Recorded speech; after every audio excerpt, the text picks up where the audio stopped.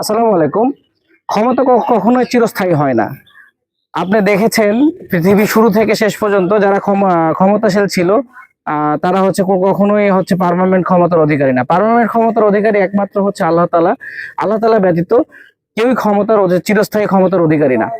হয়তো সাময়িক কারো কারো ক্ষমতা থাকে, সেটা সাময়িকের জন্যই থাকে। আবার সময় এবং সবকিছু পরিবর্তনের সাথে সাথে ক্ষমতাও চেঞ্জ হয়ে যায়। কিন্তু আমাদের যখন সেই ক্ষমতাটা থাকে, সেই ক্ষমতাটা আমরা অপব্যবহার করার কারণে দেখবেন সেটা নিয়ে আমাদের অনেক রকম ভুগতে হয়। দেখছেন আপনারা, সেই ফেরাউনের আমল থেকে শুরু করে এখন পর্যন্ত যারা ক্ষমতার অপব্যবহার করেছে প্রত্যেকে নির্যাতিত হয়েছে এবং আল্লাহ তাদের আহ যথেষ্ট শাস্তি দিয়েছেন। আপনি একটা জিনিস অবগত হবেন, আল্লাহ ছাড় দেয় কিন্তু ছেড়ে দেয় না।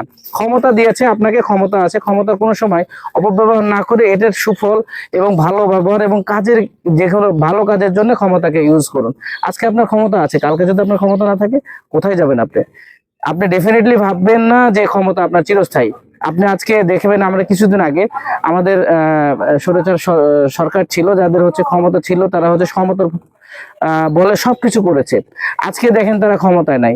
কিছুদিন আল্লাহ চাইলে আপনাকে যে কোনো সময় ধনী থেকে রাজা বানিয়ে দিতে পারে, রাজা থেকে গরিব বানিয়ে দিতে পারে। এটাতে খুব বেশি কিছু না। তো আমরা ক্ষমতার অপব্যবহার না করে, ক্ষমতার থেকে অপব্যবহার না করে ভালো কাজে ইউজ করি এবং ভালো কিছুতে ইউজ করি। আজকে আপনার ক্ষমতা আছে, কালকে থাকবে না, সেই জিনিসটা আপনাকে কিন্তু চিন্তা করতে হবে, আপনার মাথায় আনতে হবে যে আজকে আপনার ক্ষমতা আছে, কালকে কিন্তু থাকবে না।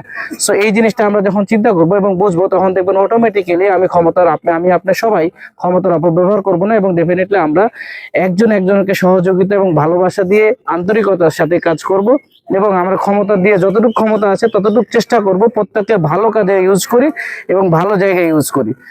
এটাই হচ্ছে আমাদের কাম্য। ডেফিনেটলি আমরা হচ্ছে ক্ষমতার অপব্যবহার করে, আমরা এক সময় হয়তো আপনার ক্ষমতা থাকবে না, যখন আপনার ক্ষমতা অপব্যবহার করেছেন তখন আপনার ক্ষমতা থাকবে না, তখন আপনাকে পস্তাতে হবে। সেই সময় আপনি পস্তালেও আপনার কন্ট্রোলে কিছুই থাকবে না। ডেফিনেটলি তখন আপনার কন্ট্রোলের বাইরে যাবে, তখন আপনি শুধু আফসোস করতে পারবেন। সেটা হচ্ছে আপনার কাছে আফসোস হয়ে থাকবে। সে আফসোস না করি আমরা হচ্ছে, এই জন্যই কবি বলে, ভাবিয়া করিও কাজ, করিয়া ভাবিও না। আপনার ক্ষমতা আছে বলে আপনি সবকিছু করে ফেলছেন। এক সময় যখন আপনার ক্ষমতা থাকবে না, তখন আপনি চাইবেন অনেক কিছু করতে, কিন্তু আপনার তখন কন্ট্রোলের মধ্যে থাকবে না, আপনাকে কেউ বিশ্বাস করবে না।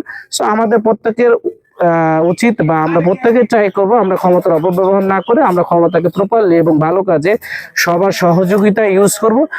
সো ধন্যবাদ সবাইকে। আমার ভিডিওটা যদি ভালো লাগে এবং শিক্ষণীয় কিছু থাকে, অবশ্যই লাইক, কমেন্টস এবং শেয়ার করবেন। আসসালামু আলাইকুম, খোদা হাফেজ।